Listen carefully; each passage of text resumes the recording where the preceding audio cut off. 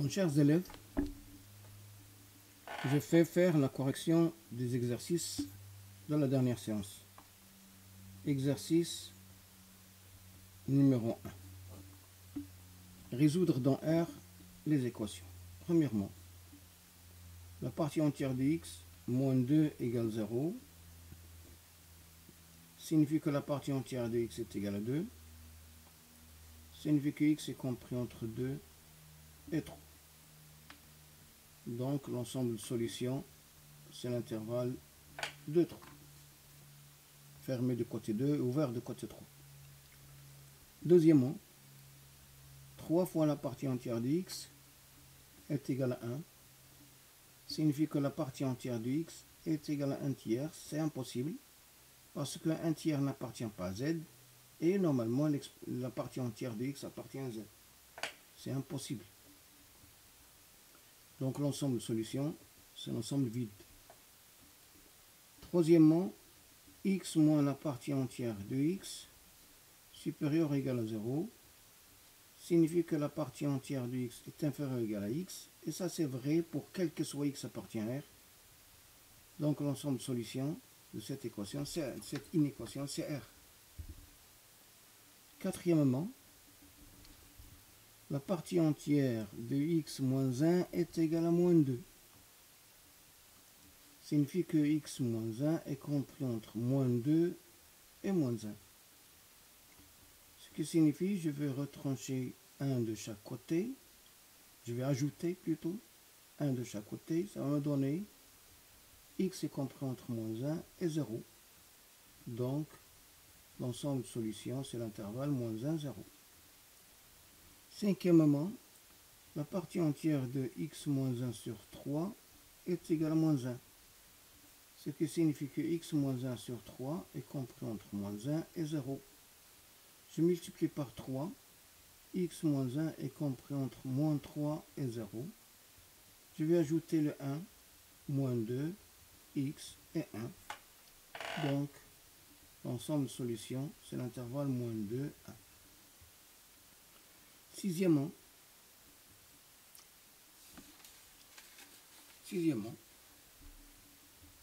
la partie entière de 2x est égale à x moins 1. Alors, on a deux cas. Premier cas, x moins 1 n'appartient pas à z. C'est-à-dire que x n'appartient pas à z. Alors, dans ce cas, l'équation e 2x, la partie entière de 2x est égale à x moins 1, ça sera impossible. Donc, S1 est égal à l'ensemble vide. Maintenant, si, deuxième cas, si x moins 1 appartient à z, c'est-à-dire x appartient à z, alors la partie entière de 2x est égale à x moins 1, signifie que x moins 1, que 2x est compris entre x moins 1 et x moins 1 plus 1. Je vais retrancher x de chaque côté, ça va me donner moins 1, x et 0. Et le seul entier, puisque x appartient à z, le seul entier relatif qui vérifie cette double inégalité, donc c'est x est égal à moins 1. Donc l'ensemble de solutions, c'est le singleton moins 1. Septièmement, la partie entière de 1 sur x est égale à 2. D'abord, le domaine de définition de cette équation, c'est R étoile. Alors, quel que soit x appartient à R étoile, la partie entière de 1 sur x est égale à 2, signifie que 1 sur x est compris entre 2 et 3, ce qui signifie que x est compris entre 1 tiers et 1 demi. Donc l'ensemble de solutions, c'est 1 tiers ouvert de côté 1 tiers et fermé de côté 1 demi. Huitièmement, la partie entière de 2x plus 2 fois la partie entière de x est égal à 4. Alors, on pose soit la partie entière de x est égale à n, avec bien sûr n appartient à z.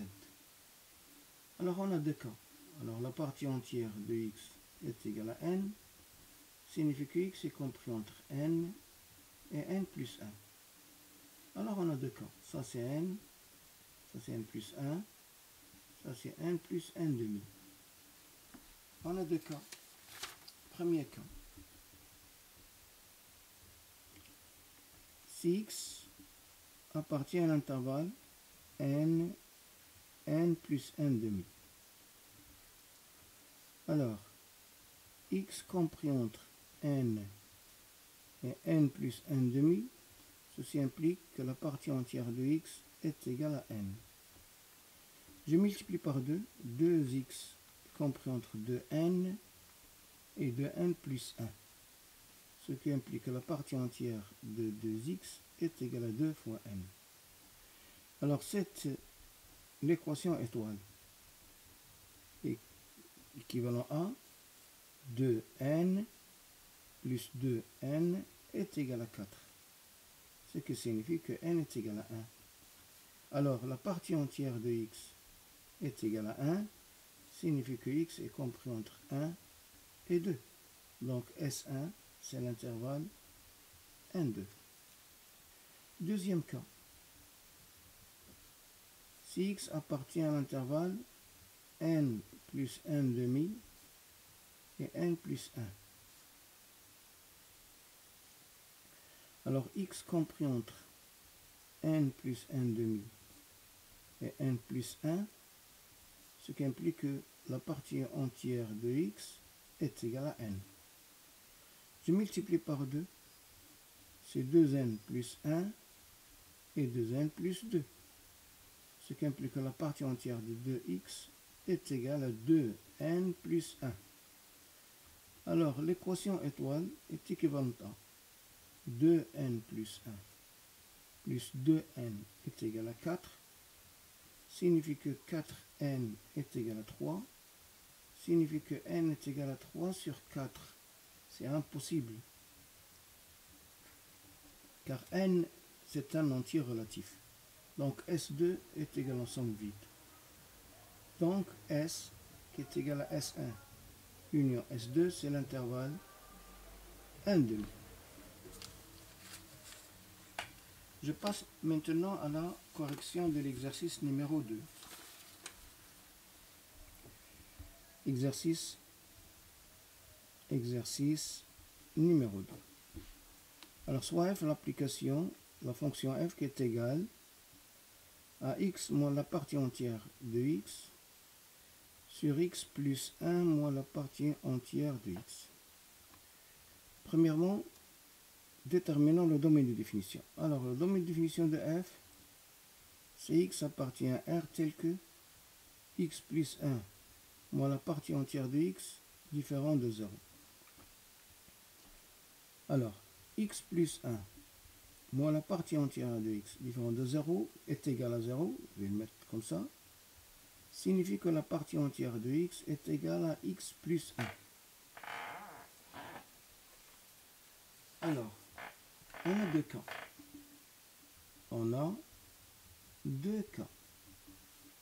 Premier cas, x appartient à R moins Z, c'est-à-dire que x plus 1 n'appartient pas à Z. Alors dans ce cas, cette égalité est impossible.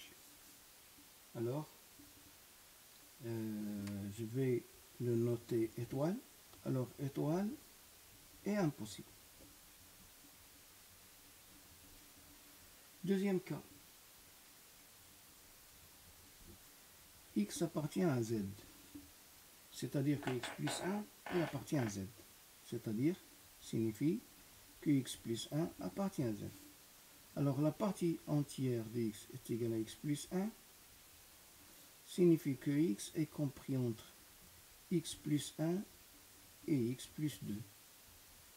Je vais retrancher x de chaque côté, ça va me donner 1, 0 et 2. Et ça aussi, c'est impossible.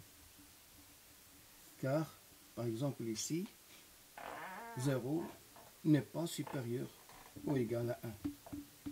Donc, quel que soit x appartient à R, on a x plus 1 moins la partie entière d'x qui est toujours différent de 0.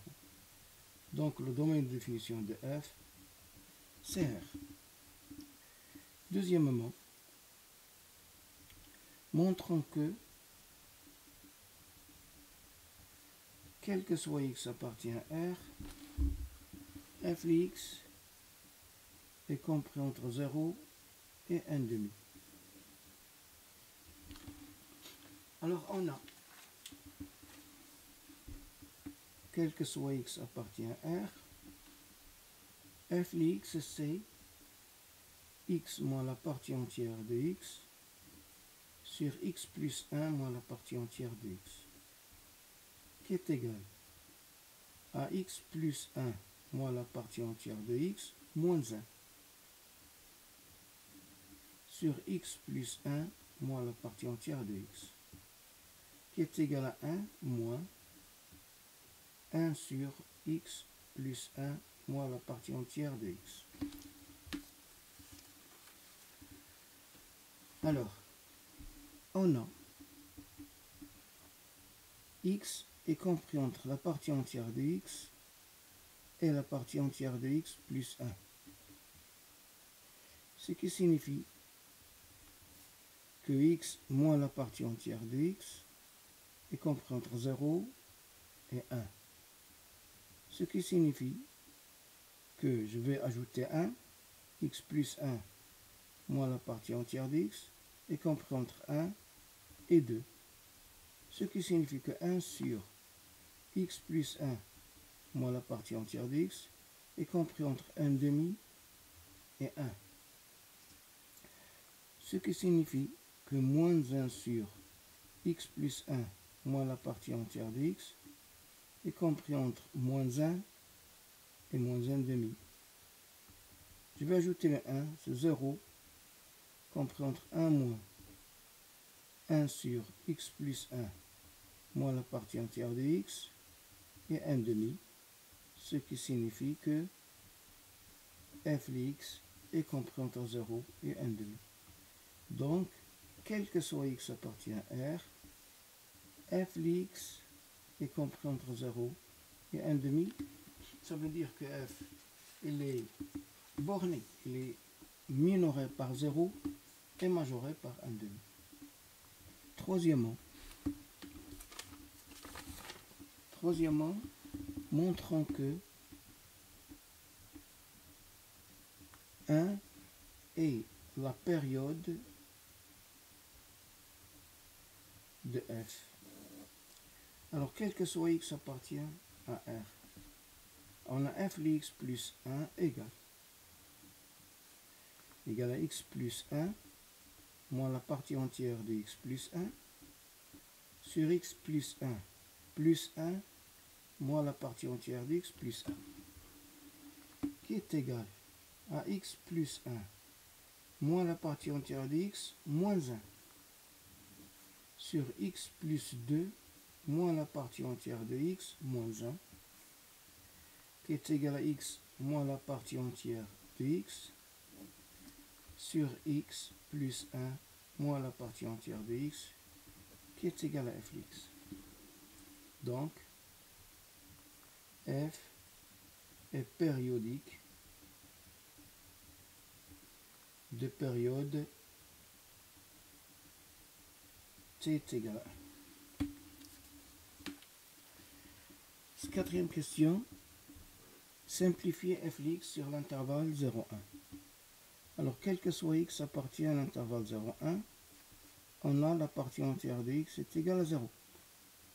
Donc, quel que soit x appartient à l'intervalle 0,1, f de x est égal à x sur x plus 1. Et ça, c'est une partie d'hyperbole. C'est une partie d'une hyperbole. Je vais tracer directement cette fonction sur l'intervalle 0,4.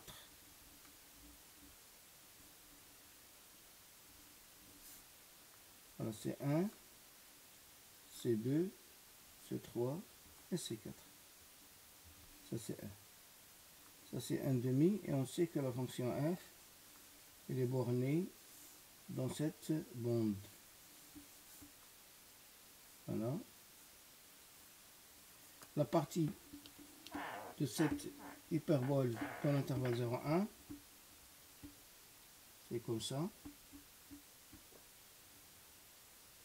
Ça veut dire que 1 c'est ouvert, 0. Et voilà, il se répète chaque fois, comme ça, dans l'intervalle 1, 2, dans l'intervalle 2, 3, et dans l'intervalle 3, 4, et ainsi de suite, et ainsi de suite. Et voilà pour ces deux exercices. N'oubliez pas, لا تنسوا الاشتراك في قناتكم فانكر لمات وتفعيل الجرس ليصلكم كل جديد. شكرا.